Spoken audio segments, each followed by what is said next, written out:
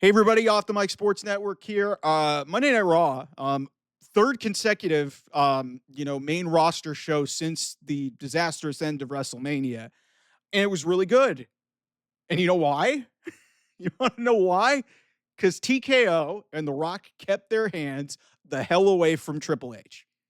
I know people have their reservations about some of what Triple H has done. He's not perfect. But I told you guys last week after, the Raw after Mania, one of the best Raw after Manias in recent memory. Um, just stay away from Triple H and the pencil. Just stay the hell away and let that guy book shows. Let that guy do his thing. Let him cook. And the last couple of weeks, they have let that happen. We had the TLC match last week. We had the formation of the Breaker Seth and Heyman faction. You have Stephanie Vaquer, and like the women were fantastic on this show. Like you had Stephanie Vaquer against Ivy Nile in what was a low key kind of banger. You had Roxanne Perez facing Rhea Ripley. Everybody complained about the usage of women the last 2 weeks. Triple H just found a way to just granted, he's rating NXT of their women's division because Julian, Roxanne Perez, and Stephanie Vaquer were all on the last 2 weeks of editions of Raw. And then, even the Pat McAfee stuff with Pat McAfee actually cuts a halfway decent promo, even though he kind of annoys me, but he cut a halfway decent promo. Him and Gunther should be fine. I mean, it's, granted, that being said, two of these matches at Backlash are going to probably be involving part-time wrestlers, which kind of irritates me a little bit, but but for the most part, like this show, considering, the pieces around it, and specifically the big hook this week is, getting more heat on Seth Rollins and his new developing faction, and Sami Zayn being framed as the conquering hero. Everybody thought coming out of last week that Sami Zayn was going to potentially turn heel. I don't see that happening at all. But this was a fascinating story that they had developing, potentially getting him out of the way and moving him to SmackDown. And he basically ends up being a martyr and gets basically crushed by Seth and Braun Breaker. It's just been really good storytelling. It's been very cohesive. It's been very consistent. What did we have so many complaints about at WrestleMania? There was too much intervention from TKO. There was too much intervention from Rock. And WWE, and I understand that part of this is just like, hey, we're grateful for TKO because Vince McMahon's not there anymore. That's really the only good thing that TKO has done since they bought WWE back in 2023. That's really the only thing that they've done, because The Rock almost screwed up WrestleMania plans back-to-back years. He's a member of the board. If you let the wrestling people, if you let Triple H have control of the pencil and have the control of being the booker and do his job and not intervene in storylines because you think you know what's best or you want some power, then this company will run more cohesively. And what we've seen in the last 3 episodes of television, even NXT was all right. It just had a bad crowd. But in the last, 3 episodes of main roster television, we had maybe one of the best SmackDowns in a long time. But in the last 3 episodes of main roster television, you've seen cohesive storytelling. You've seen great matches. You've seen decent surprises. You've seen developments of characters. You've seen intros to new characters. Rusev coming back, even though AEW fans are some reason mad that he's using his Redeemer gimmick. Who gives a shit? You didn't book him. It's fair game.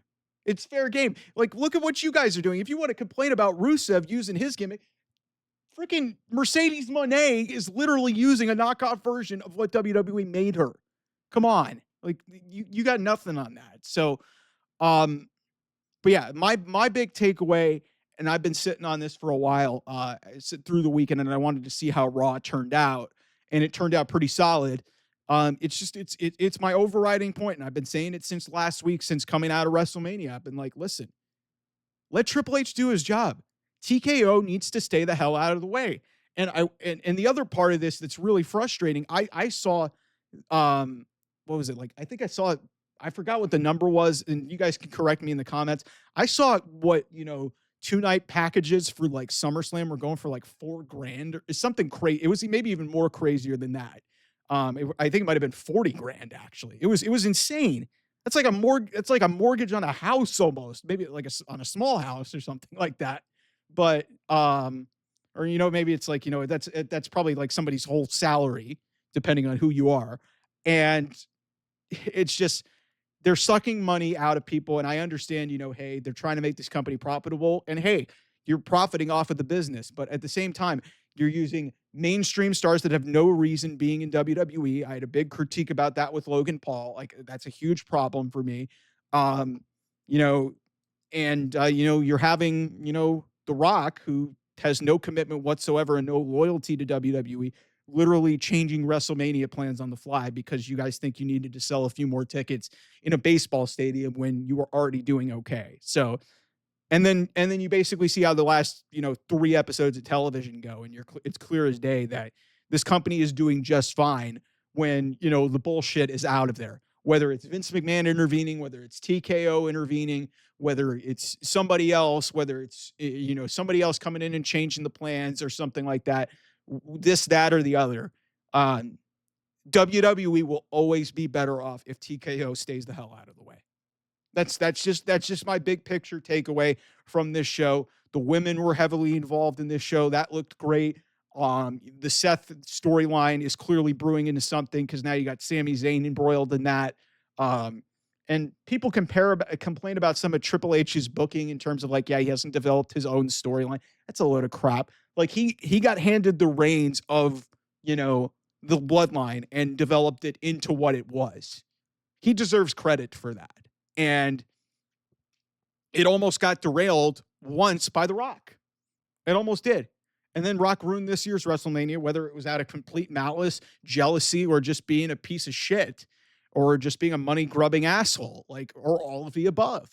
But that you're starting to see the signs of what the problems are with TKO. It's not Vince McMahon, but it's becoming problematic. And again, going back to it, like seeing how Raw turned out, seeing how SmackDown turned out, seeing how the Raw after Mania turned out, and all the great things that happen, and having that shit ending and kind of a mid show for the most part over 2 nights, it's very clear that like when you give Triple H an opportunity to do his job, better things are going to happen. So TKO needs to just stay the hell out. It's just, focused on the business side of things. I think they should, understand that fans are not completely and utterly rich, and make tickets more affordable. So you can at least, I understand gates and everything. And this is all like, great, numbers for everybody. But at the same time, at some point, like stuff is going to like, it's fatigue is going to lay in and people are going to stop spending money.